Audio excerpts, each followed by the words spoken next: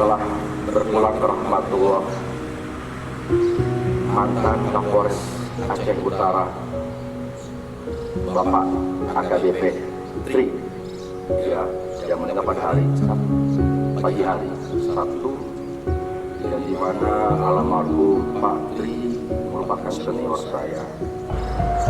Dia orang yang baik, dan untuk kesempatan ini juga mari kita semua sama-sama menundukkan kepala, berdoa sejenak. Ya, perhatikan semua.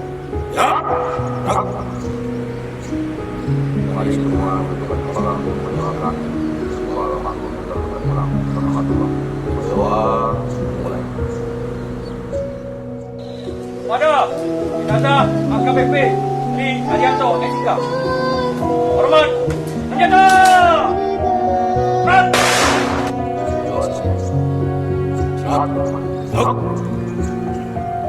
Mari kita doakan, mudah-mudahan Allah Karma mati dengan iman Islamnya, diampuni dosa-dosanya, kemudian mendapatkan tempat yang mulia di sisi Allah.